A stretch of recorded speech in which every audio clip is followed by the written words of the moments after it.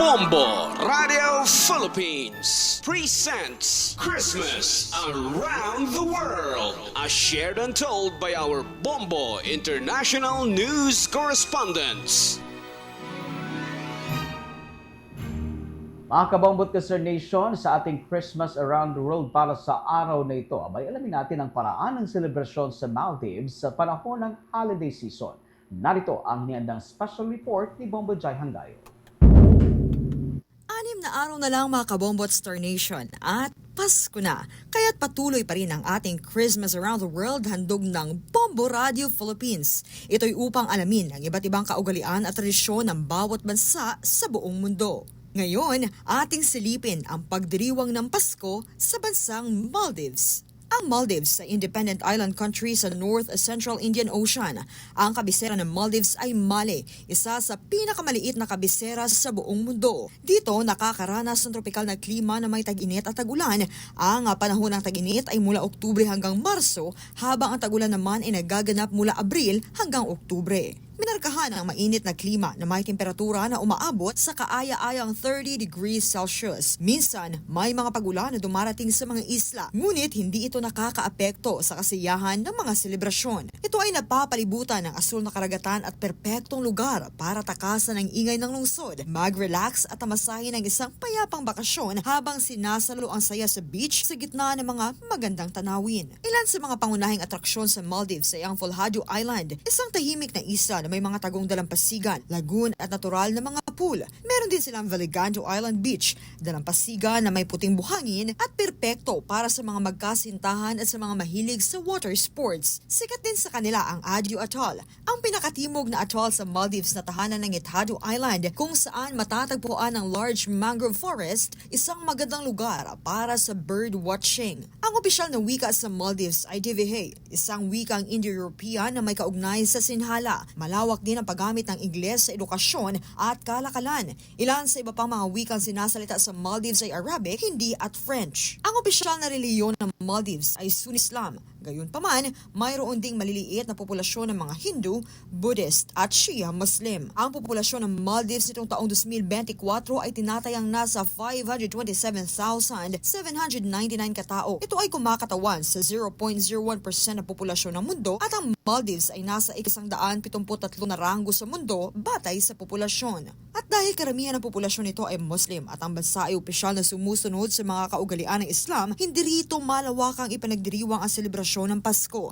Dahil dito, ang Pasko, isang Kristiyanong okasyon, ay hindi bahagi ng dominanteng relihiyosong kultura. Bagamat hindi tradisyonal na piyesta ang Pasko sa bansang karamihang Muslim, mayroon itong natatanging selebrasyon na tinatawag na Martyrs' Day na ginaganap tuwing Disyembre. Ipinagdiriwang nito ang kamatayan ng pambansang bayani na si Sultan Ali VI na matapang na nakipaglaban sa mga Portuguese. Sa kabila ng pagkakaiba sa mga tradisyon, maaaring asahan ng mga bisita ang isang mainit na pagtanggap at makulay na diwa ng Kapaskuhan na ginagawang perpektong lugar ang isla para sa isang hindi karaniwang karanasan ng Pasko. Sa Maldives, maaaring hindi ang tradisyonal na ham o inihaw na pabo ang makikita mo sa Pasko. Ngunit, tiyak na mapapawaw ka sa mga lasa na tradisyonal na lutuing Maldivian. Matutunghayan ang isang masarap na hanay ng mga pagkaing dagat, partikular na ang tuna, na ihinihain sa iba't ibang paraan. Isipin mong tinatangkilik mo ang isang mabangong sabaw ng isda na tinatawag na garudia. Tinatangkilik ang masarap na fihunu mas,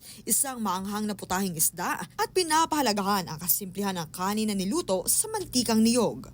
Ilan lamang ito sa mga nakakagutom na pagkaing Maldivian na magpapasaya at mag-iiwan ng hindi malilimutang karanasan sa kanilang Pasko. Habang papalapit ang panahon ng Kapaskuhan, maraming resort at restaurant naman sa buong Maldives ang nag-aalok ng nakakagutom na mga Christmas buffet na nagtatampok ng kombinasyon ng tradisyonal na lutuing Maldivian upang mapasaya ang iyong panlasa. Huwag magtaka kung makikita mo ring may mga server na nakasuot ng damit ni Santa, nagdadala ng kasiyahan at nagpapalakas ng diwa ng Kapaskuhan habang tumatangkilik ang mga masasarap na pagkain. Ayon kay Bombo International News Correspondent Arian Del Castillo sa Maldives, bagamat hindi anya tahasang ipinagbabawal ang Pasko sa bansa, binibigyang diin ng batas sa Maldives ang pangangalaga sa pagkakaisang Islamiko na maaaring maglimita sa mga pampublikong pagdiriwang ng ibang relihiyon. Ngunit may mga tourist resorts naman sa Maldives na kadalasang naglalagay ng mga dekorasyong pampasko at nagsasagawa ng mga makapaskong aktibidad upang magsilbi sa mga internasyonal na bisita kahit na hindi aktibong nakikilahok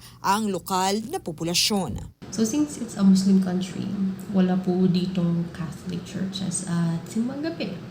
So kami po ay gumagawa na lang ng paraan para po at least ma-celebrate po rin po namin sa simbang gabi through live streaming. Yun po yung mga karaniwang ginagawa po dito ng mga Filipinos. Pero din po dito mga Filipinos na celebrate nila yung Christmas through kumain sa labas. Group of friends na mga Filipinos and also other nationalities na nagsa-celebrate din ng kanilang Christmas. Nag-get together at saka may mga games at saka meron ding mga exchange gifts na nagaganap dito. So every December, talagang dinadarayo po talaga ng mga turista po yung Maldives. At some tourists celebrate their Christmas here since maganda talaga yung panahon.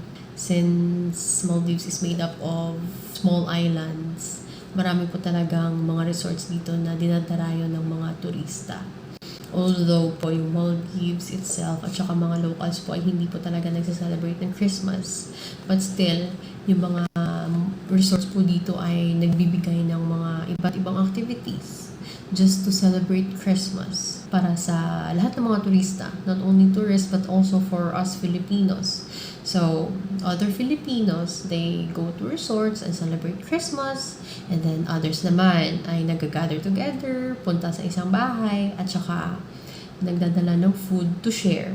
Ilan lamang yan sa mga paraan ng pagdiriwang ng Pasko sa bansang Maldives. Iba-iba man ang tradisyon, kultura o paniniwala ng ibang bansa. Para sa ating mga Kristiyano naman, ang Pasko ay isang araw ng pagdiriwang sa kapanganakan ni Jesucristo. Kasama sa mga tema sa paparating na holiday ang pag-ibig, pag-asa, kaligtasan, kababaang loob at marami pang iba. Kaya't marapat lang natin itong ipagdiwang. Advance Merry Christmas, mga kabombot Star Nation!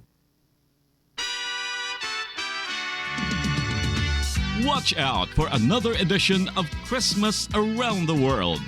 Various celebration of Christmas by different countries. Only heard and seen at Bombo Radio Philippines.